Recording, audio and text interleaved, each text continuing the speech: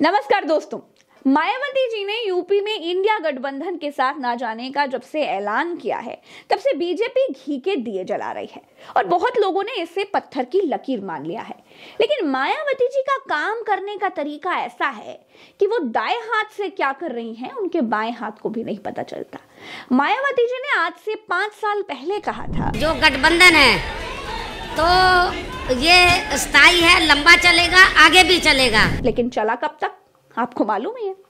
पूरी कहानी में पहली बात सच ये है कि मायावती जी का गुस्सा बहुत खराब है और दूसरी बात यह है कि 2019 में अखिलेश यादव से गठबंधन करके उन्होंने दिखा दिया था कि वो भारतीय जनता पार्टी को हटाना चाहती हैं।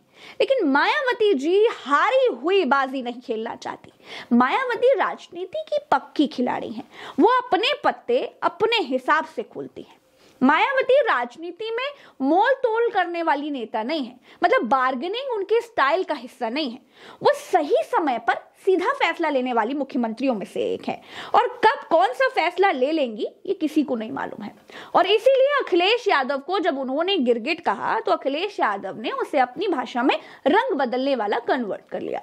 अखिलेश यादव भी शांत है और सही समय का इंतजार कर रहे हैं। समाजवादी लोग देश के प्रधानमंत्री तक पहुंचाने के लिए, लेकिन ये जो भाषा आई है, जब मैंने ये कहा कि हम लोग सम्मान देंगे और सम्मान देना चाहिए, क्योंकि जब पीडीए की बात हम करें, पीडीए में हमारे दलित भाई भी हैं, आदि आबादी भी है, और जब आदि आबादी को सम्मान की बात कहें तो वो इस तरह रंग बदलने की बात कह रही हैं। दोस्तों, अखिलेश यादव ये कह सकते थे कि मायावती जी उनकी बुआ हैं, उनसे उम्र में बड़ी हैं, उनको गिरगिट कहने का अधिकार है। कुल मिलाकर सांत्वना ले सकते थे। मायावती जी के खिलाफ शीत युद्ध भी छेड़ सकते थे, लेकिन उन्होंने मायावती जी को प्रधानमंत्री पद का दावेदार बताकर नई चर्चा छेड़ दी। समाजवादी पार्टी तो प्रधानमंत्री बनाने के लिए सपना देख रही थी और उसमें काम भी किया हम लोगों ने। दोस्तों, अखिलेश यादव ठीक कह रहे हैं कि उन्होंने 2019 में भी ये बात कही थी कि वो मायावती को पीएम बनते देखना चाहते हैं। तब उन्होंने क्या कहा था वो सुनिए जरा। मैंने पहले भी कहा और आज फिर कहता हूँ कि उत्तर प्रदेश ने हमेशा प्रधानमंत्री दिया है और हमें खुशी होगी कि उत्तर प्रदेश से फिर एक प्रधानमंत्री बने। तो जब अखिलेश यादव मायावती जी को प्रधानमंत्री बनाना चाहते हैं तो फिर इंडिया गठबंधन की तरफ से मायावती जी को प्रधानमंत्री पद का दावेदार घोषित किया जाना चाहिए, लेकिन ऐसा कभी हुआ नहीं। इंडिया गठबंधन की तो छोड़ दीजिए, अखिलेश यादव खुद कभी कहते हैं कि मायावती जी को वो प्रधानमंत्री बनाना चाहते हैं और कभी वो कहते हैं कि मायावती जी के बयान से पहले ही ये बात कर देते हैं कि मायावती जी का कोई भरोसा नहीं है कि वो कब पलट जाए। तो क्या अगर मायावती इस गठबंधन में जुड़ती है तो ये इंडिया गठबंधन के लिए फायदा होगा या नहीं होगा? उसके बाद का भरोसा आप दिलाओगे? तो दोस्तों, कुल मिलाकर के इंडिया गठबंधन भारतीय जनता पार्टी को हटाने को लेकर के संजीदा नहीं दिखती। सच बात यह है कि इंडिया गठबंधन की पार्टियां बीजेपी को हटाने के लिए नहीं बल्कि अपने अपने फायदे के लिए चुनाव लड़ रही हैं और आपस में भी लड़ रही हैं, और यही आज का सत्य है। और जैसे मैंने पहले भी कहा है दोस्तों कि मायावती जी का राजनीति करने का स्टाइल मोल भाव का नहीं है, मतलब वो सब्जी मंडी की तरह 2 का 1 2 का 2 वाला स्टाइल बिल्कुल नहीं है। उत्तर प्रदेश की पत्रकार होने के नाते और यूपी की राजनीति में दोस्तों थोड़ी बहुत समझ रखने के नाते मुझे ऐसा लगता है कि मायावती जी का ये जो फैसला है ये आखिरी फैसला नहीं है।